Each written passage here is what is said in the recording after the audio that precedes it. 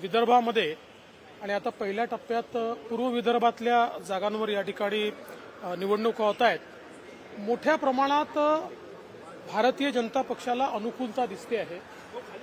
मोदीजींच्या कामामुळे एक लोकांमध्ये सकारात्मकता दिसते आहे।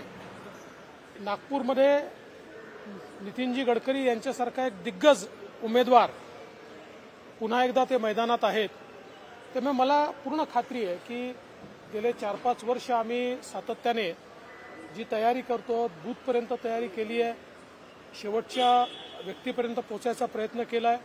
त्याच्या आधारावर आम्ही क्लीन स्वीप करू आणि सगळ्या जागा आम्ही आता पहिल्या फेजमध्ये होणार आहे जिंकू असा मला विश्वास आहे। भाऊ, नाशिकचं शिष्टमंडळ तुम्हाला भेटायला आलं होतं काय? शिष्टमंडळ मला भेटलं।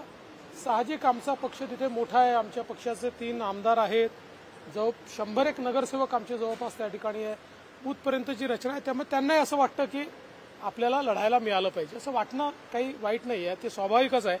शेवटी निर्णय मात्र तिन्ही पक्षांना मिळून एकत्रित करावा लागतो आणि जेव्हा आपली युती असते त्यावेळी कधी पदरी पडतं कधी पडत नाही। म्हणून मी देखील त्यांना सांगितलं की तुमचं म्हणणं निश्चितपणे आम्ही गांभीर्याने घेऊ, ते ऐकून घेऊ, पण शेवटी जो काही निर्णय महायुतीमध्ये होईल त्यानुसार आपल्याला सगळ्यांना काम करायचं आहे। कारण शेवटी अल्टिमेट सगळ्यांचा एम एकच आहे, तो म्हणजे मोदीजींना देशाचं तिसऱ्यांदा प्रधानमंत्री पाहणं।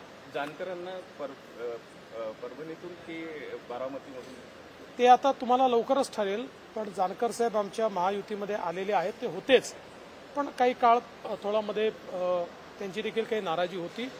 त्यांच्याशी चर्चा होऊन ते पुन्हा महायुतीमध्ये आले आहेत। 1 जागा त्यांना देण्याचा निर्णय आम्ही घेतलेला आहे। लवकर चर्चा करून त्याबद्दल निर्णय बाकीचा करू।